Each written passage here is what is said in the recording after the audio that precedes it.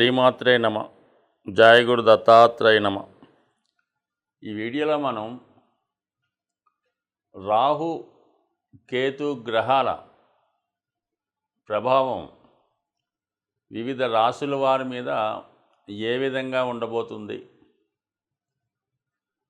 కాలసర్ప దోషం వల్ల లాభం కలుగుతుందా లేదా నష్టం కలుగుతుందా అన్న విషయాన్ని ఈ వీడియోలో పరిశీలించే ప్రయత్నం చేద్దాం. రాహువు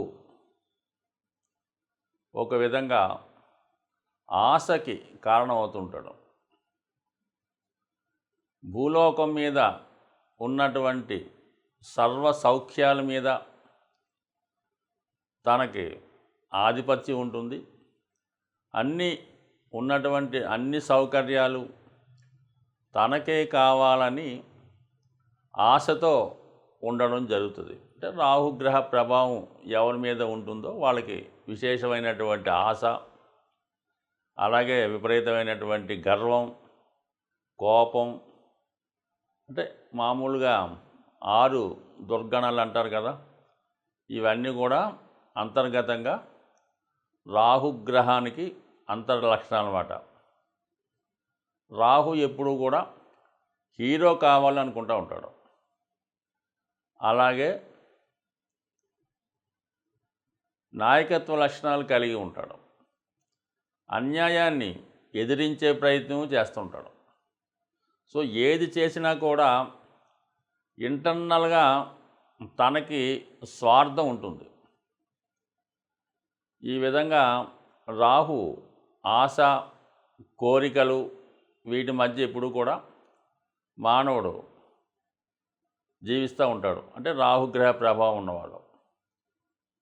దానికి సంపూర్ణంగా వ్యతిరేక ఫలితాన్ని ఇచ్చేవాడు కేతువు. నిరాశ, నిస్పృహ, అలాగే 0 లక్షణాలు, ఎటువంటి కోరికలు ఉండవు. ఒక విధమైనటువంటి నిడారంబర యోగం, సన్యాస యోగం లాంటిది అన్నమాట. అంటే అన్నీ త్యజిస్తూ ఉంటాడు.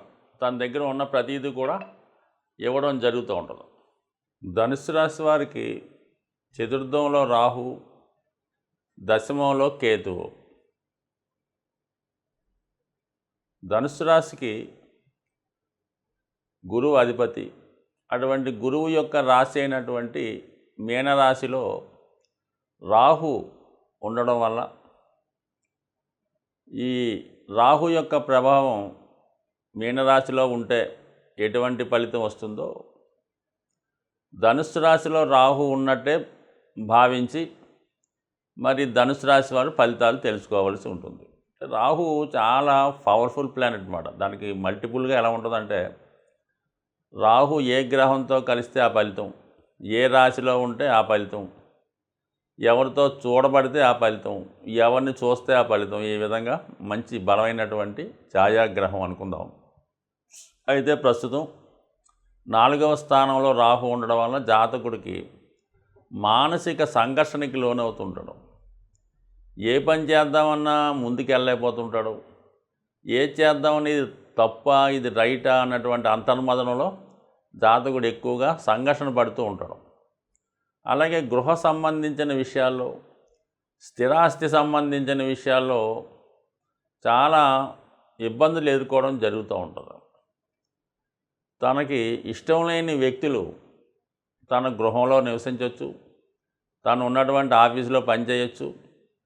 ప్రతిరోజు వాళ్ళతో సాహసం చేయవలసి ఉంటుంది తప్పనిసరి పరిస్థితుల్లో. అది బయటికి చెప్పుకోలేడు.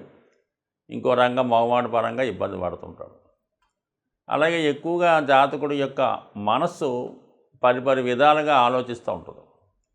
ఈ విధంగా జాతకుడు వ్యక్తిగతంగా ధనుసు రాశి వాడిది ఆధ్యాత్మిక భావం, రాహు పూర్తిగా వ్యతిరేక భావం. ఈ విధంగా ఇతరులతో కలిసి కొన్ని కార్యక్రమాలు చేయడం అనేది జాతకుడి యొక్క మనోభావానికి ఇబ్బంది కలుగుతూ ఉంటుంది.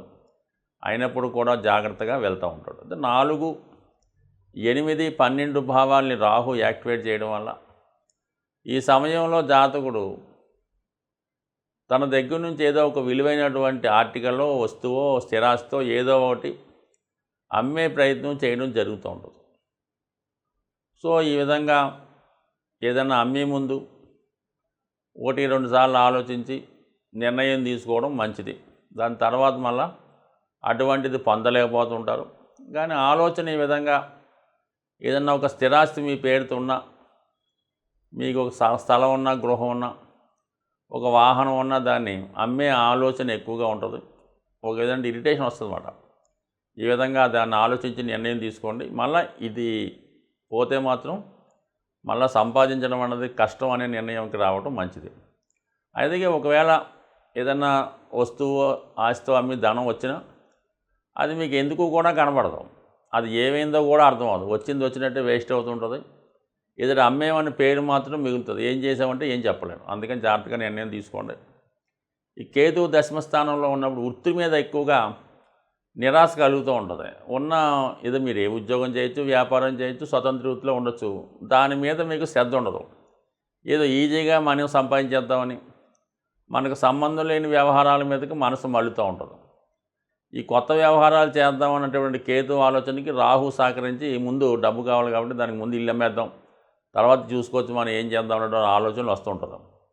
సో ఈ విధంగా వృత్తిపరమైన చికాకులు, అలాగే దశమంలో ఉన్నటువంటి కేతువు కుటుంబ స్థానాన్ని, 6వ స్థానాన్ని వీక్షిస్తుంటాడు. ఏదో కొద్దిపాటి సంఘర్షణ, కుటుంబ సభ్యులు వ్యతిరేకత, ఏదో మిమ్మల్ని వేరుపరుస్తున్నారని, మిమ్మల్ని తక్కువ అంచనా వేస్తారనే భావన, ఇవన్నీ కూడా మీకు కొద్దిగా అశాంతిని కలిగించి ఒక బలమైన నిర్ణయం తీసుకోవడం వల్ల విలువైనవి కోల్పోయే సూచనలు ఉన్నాయి. కాబట్టి చాలా వరకు 1-2 సార్లు ఆలోచించి నిర్ణయం తీసుకోవడం మంచిది. అయితే వృత్తిలో మీరు ఇంకా దాన్ని ఇంప్రూవ్ చేసుకునే ప్రయత్నం చేస్తే ఆధ్యాత్మిక మార్గంలో ఉన్న వాళ్ళకి ఖచ్చితంగా మాత్రం టెంపరీగా కొంత ఇబ్బంది కలిగినప్పుడు కూడా మరి తొందరలోనే అది మీకు ఇంప్రూవ్మెంట్ అయ్యి మళ్ళా పాత పద్ధతిలో మీ యొక్క ఆదాయం గాడిలో పడుతుంది. తిరిగి మళ్ళీ పూర్వవైపు స్టార్ట్ అవుతుంటుంది. కాబట్టి సాధారణంగా ఈ ధనుసు రాశి వారికి ఎవరైతే స్వతంత్ర వృత్తి, వ్యాపారం అటువంటి వాటిలో ఉంటారో వాళ్ళకి సహజంగా అప్ అండ్ డౌన్స్ కామన్గా వస్తుంటాయి. ఒక సంవత్సరం 6 నెలలు బాగుంటాయి, 6 నెలలు బాగున్నట్టు ఉంటుంది. సో ఈ విధంగా మరి కొంత తొందరపడకుండా జాగ్రత్తగా నిర్ణయాలు తీసుకుంటే అన్ని పరిస్థితులు చక్కబెట్టుకునే అవకాశం ఉంది. దానికి వ్యతిరేకంగా రాహు ప్రతిదీ కూడా తనకు కావాలనుకుంటాడు, అక్కర్లేకపోయినా కావాలనుకుంటూ ఉంటాడు. అది రాహు యొక్క లక్షణం. ఇది కేతువు యొక్క లక్షణం. ఒక రాహు విధానంగా దేనైనా ఎక్స్పెండ్ చేస్తుంటాడు. అది తన ఉన్న భావాన్ని కానీ, తను కలిసినటువంటి గ్రహాన్ని కానీ, ఆ భావ ఫలితాన్ని, ఆ గ్రహ ఫలితాన్ని పెంచుతూ ఉంటాడు, ఎక్స్పెండ్ చేస్తూ ఉంటాడు. అయితే తన యొక్క రాహు యొక్క పాయిజన్ని అందులో కలిపి దాన్ని పెంచడం జరుగుతూ ఉంటుంది. అంటే ఒక విధంగా ఇంటర్నల్ స్వార్థంగా పెరుగుతూ ఉంటుంది. అయితే గురువు అలా కాదు. గురువుకు కూడా ఎక్స్పెండ్ చేసే శక్తి ఉంటుంది. గురువు ఏ భావంలో ఉంటే, పంచమ భావంలో ఉంటే అధిక సంతానాన్ని ఇస్తాడు, ధనస్థానంలో ఉంటే అధిక ధనాన్ని ఇస్తూ ఉంటాడు. అయితే రాహు కూడా ధనస్థానంలో ఉన్నప్పుడు అధిక ధనాన్ని ఇస్తాడు, లాభస్థానంలో ఉన్నప్పుడు అధిక లాభాలు తెచ్చిపెడుతుంటాడు. ఇందులో రాహు ఇచ్చే దాంట్లో అక్రమార్జన ఉంటుంది. ఇతరుల యొక్క అంటే ఇతరులు నష్టపోవడం వల్ల, వాళ్ళు ఏడవడం వల్ల, బాధపడడం వల్ల వచ్చే లాభం రాహు వల్ల ఉంటుంది. గురువు వల్ల ఇతరులు సంతోషంతో ఇచ్చే లాభం కలుగుతూ ఉంటుంది. అయితే రెండు కూడా ఎక్స్పెండ్ చేస్తే చాలా తేడా ఉంటుంది. గురువుకి 5వ దృష్టి ఉంటుంది, 9వ దృష్టి ఉంటుంది. అలాగే రాహు కూడా 5, 9 దృష్టిలు ఉంటాయి. సాధారణంగా ఈ 5, 9 దృష్టిలు చాలా వరకు మంచి దృష్టిలు అంటూ ఉంటారు. అయితే గురువు తన దృష్టిలో ఆ భావాన్ని రక్షిస్తూ ఉంటాయి. రాహు ఆ భావాన్ని పాయిజన్తో నింపి ఇంకో విధంగా స్వార్థంతో నింపుతూ ఉంటాడు. అది రాహు యొక్క ప్రభావం. అయితే కేతువు ఆ భావాన్ని తగ్గిస్తూ ఉంటాడు. సప్తమ స్థానంలో కేతు ఉంటాడు. వివాహం జరుగుతూ ఉంటుంది, భార్య మీద ఇష్టం ఉండదు, ఏ వ్యామోహాల మీద ఇష్టం ఉండదు. ఈ విధంగా కేతు ఉంటాడు. రాహు ఆపోజిట్గా వాళ్ళ ప్రభావాన్ని చూపడం జరుగుతూ ఉంటుంది.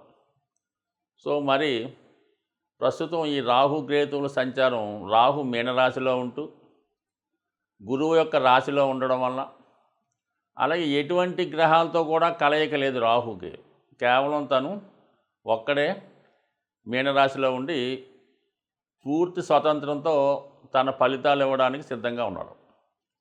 అలాగే కేతువు కూడా ఏ గ్రహంతో కూడా కలయకుండా సింగిల్గానే కన్యా రాశిలో ఉండడం జరుగుతూ ఉంది. సో ఈ 2 గ్రహాల ప్రభావం మరి వివిధ రాశుల మీద ఏ విధంగా ఉండబోతుంది అన్న విషయాన్ని చర్చిద్దాం. అలాగే దీని పరిహారం ఏ విధంగా చేసుకోవాలన్న విషయాన్ని కూడా ఈ వీడియో చివరిలో తెలుసుకునే ప్రయత్నం చేద్దాం. రాహు కేతు గ్రహాల ప్రభావానికి లోనప్పుడు ఎటువంటి పరిహారాలు తీసుకుంటే ఆ గ్రహాలు అనుకూలిస్తాయి అన్న విషయాన్ని మనం పరిశీలించే ప్రయత్నం చేద్దాం. అయితే రాహుగ్రహం ఒక విధంగా తాంత్రిక గ్రహం. అందువలన తాంత్రిక దేవతలైనటువంటి దశ మహావిద్యల్లో ఉన్నటువంటి అమ్మవారిని ఆరాధించడం వల్ల, వాటిని కొలచడం వల్ల, ఆ ఆలయాలు దర్శించడం వల్ల రాహు తొందరగా మనకి అనుకూలించే అవకాశం ఉంది. అయితే సాధారణ మానవుడికి ఆ దశ మహావిద్యల్లో ఉన్నటువంటి అమ్మవారిని పూజించడం కానీ, వాటిని ధ్యానించడం, లేదంటే వాటిని బాగా పూజ చేసుకోవడం, అలాంటి కార్యక్రమాలు చాలా వరకు చాలామందికి అందుబాటులో ఉండవు. అయితే ముఖ్యంగా ఈ దశ మహావిద్యల్లో ఉన్నటువంటి దేవతల్ని సరైనటువంటి గురువు లేకుండా ఆరాధించడం వల్ల ఇబ్బంది కలుగుతూ ఉంటుంది. అయితే ఏంటంటే అటువంటి దేవాలయాలు ఉన్నప్పుడు, దగ్గరలో ఉన్నప్పుడు, లేదనుకోండి దక్షిణ కాళి, మహాకాళి, కనకదుర్గ, ఇలాగా శక్తి స్వరూపాలతో ఉన్నటువంటి దేవతలు, ఇది సింహం మీద, అలాగే పులి మీద ఉన్నటువంటివి, శూలం ధరించి ఉన్నటువంటి దేవతలు, వీళ్ళని మీరు ఆరాధించడం వల్ల ఏమి ఎక్కువ చేయక్కర్లేదు. ప్రతి శుక్రవారం రోజు వీలైతే ఒక 8 శుక్రవారాలు అమ్మవారి ఆలయానికి దర్శించడం వల్ల ఖచ్చితంగా మీకు రాహు యొక్క అనుగ్రహం లభిస్తూ ఉంటుంది. అలాగే కేతు ఇంకా అందరికీ తెలిసిందే, ఎంతమందిని పూజించినా ఎటువంటి ఫలితం రాదు. కానీ కేవలం విఘ్నేశ్వరుణ్ణి ఆరాధించడం వల్ల కేతువు తొందరగా అనుగ్రహం రావడం జరుగుతూ ఉంటుంది. అంటే కేతు అంటూ అనుగ్రహించాడంటే మిగతా గ్రహాలు ఏది కూడా ఇవ్వలేనటువంటి ఫలితాన్ని, లాభాన్ని కేతుగ్రహం ఇవ్వగలడం. కావాలని విఘ్నేశ్వరుణ్ణి, ముఖ్యంగా సంకటహర చతుర్థి, అలాగే వినాయకుడిని గరికతో అర్చించడం, లేదంటే గణపతి హోమం, లేదంటే వినాయకుడి టెంపుల్లో ఉండ్రాళ్ళు ప్రసాదంగా పెట్టి పంచిపెట్టడం, ఎప్పుడూ కూడా ఇలాంటి సింపుల్ రెమెడీస్తో మరి రాహు కేతువుల యొక్క అనుగ్రహానికి పాత్రలవడం మంచిది. ఒక విధంగా రాహు అనుగ్రహిస్తే ఎవ్వరూ ఇవ్వలేనటువంటి అఖండ ఐశ్వర్యాన్ని రాహుగ్రహం ఇవ్వడం జరుగుతుంది. అలాగే కేతువు ఆధ్యాత్మిక రంగంలో అత్యున్నతమైన వ్యక్తులుగా తీర్చిదిద్దే ప్రయత్నం కేతు గ్రహం వల్ల రావడం జరుగుతూ ఉంటుంది. ఒక ఆధ్యాత్మిక రంగంలో అభివృద్ధి చెందాలన్నా, శాశ్వత కీర్తి పొందాలన్నా కేతుగ్రహాన్ని ఫాలో అవ్వాలి. అలాగే మెటీరియలిస్టిక్ వరల్డ్లో అపర కుబేర్లుగా మారాలంటే రాహుగ్రహాన్ని ఫాలో అవ్వాలి. సో ఏదైనా నిజాయితీగా, న్యాయంగా వెళ్ళినప్పుడు ఖచ్చితంగా ఏ గ్రహం అయినా అనుగ్రహించే అవకాశం ఉంటుంది. స్వస్తి.